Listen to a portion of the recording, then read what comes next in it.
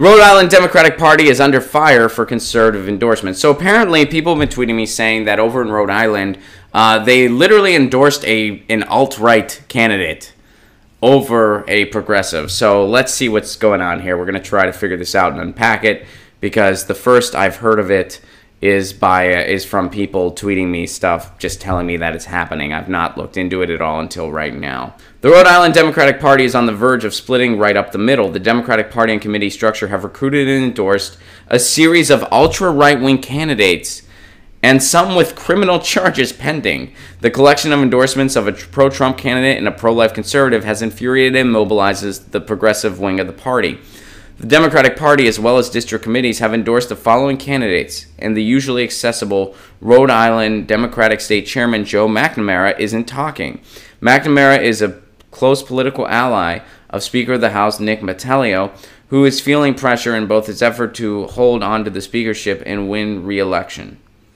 Michael Earnhardt is challenging State Rep Moira Walsh, and he received the Democratic endorsement for House District 3 over the incumbent progressive Walsh. Earnhardt says he has been a Democrat, but did vote in the GOP presidential primary in order to support Donald Trump. I have been a registered Democrat all my life. In 2016, I disaffiliated so I could vote in the Republican primary, because I found both Bernie Sanders and Hillary Clinton to be not strong supporters of business. Hillary Clinton has ties to Wall Street, Walmart. How more big business can you get than that?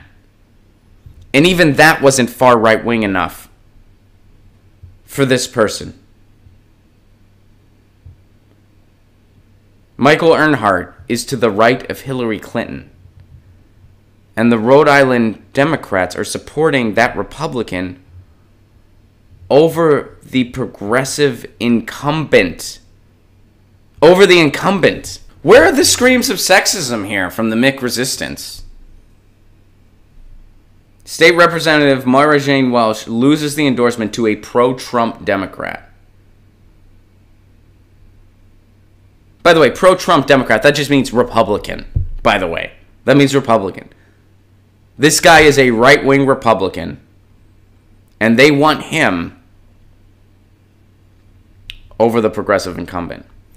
There's more examples. Former State Representative John Carnival is the endorsed candidate for House District 13. He is currently facing 3 felony charges. Previously, when he was serving in the House, he was a strong supporter of Speaker of the House Nick Metellio, a fellow conservative Democrat. The Democrats are already conservative.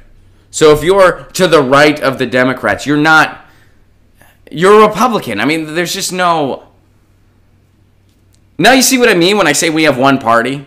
Holly Taylor Coleman has been endorsed by Democratic House District Committee 5, and she is challenging State Representative Marcia Ranglin-Vassell. In 2016, Ranglin-Vassell shocked the political world when she defeated Metellio's majority leader, John DeSimone, in the Democratic primary, and then again in the general election when DeSimone failed writing candidacy. So here's what Coleman's all about. I am pro-life, among other things. That means I am opposed to abortion on demand. As regards public policy, I, like most Americans, believe we have to navigate this complex issue carefully. In fact, one of my primary commitments as a candidate is refusal of ideology in favor of principle, and refusal of culture wars in favor of reasoned conversation. Okay, so that's bullshit speak for I'm pro-life and my archaic religious views go above any type of common sense policy. And I'm going to support Trump's horrific immigration proposals now and indefinitely because I want to capitalize on people's fear of brown people. That's what that's bullshit speak for, by the way. That's what that's bullshit speak for. Reason, conversation, culture wars. Yeah, that's what that's bullshit speak for, if anyone wasn't sure. This is what the Democratic Party is supporting. These are the candidates, pro-lifers, members of the alt-right, Trump supporters, people that think Hillary Clinton isn't pro-business enough. That's what the Rhode Island Democratic Party is supporting. That's what the Democratic establishment is supporting. Now you see what we mean when we say the first priority of the Democratic Party is to squash progressive agendas and make the donors happy. That's their first priority. Their second priority is maybe beating a Republican, although what's the point in beating a Republican, when you offer no alternative? How are any of these candidates different from a Republican? They're not. They're not. Wow. Rhode Island. Oh, and by the way, this isn't the Midwest. This is Rhode Island. You know, the Democratic establishment loves to tell us that, oh, well, Cortez is dangerous because that couldn't win in the Midwest. Really? I was just in the Midwest. You know what I saw in Nashville, Tennessee? I saw a big group of union members cheering on an anti-war song.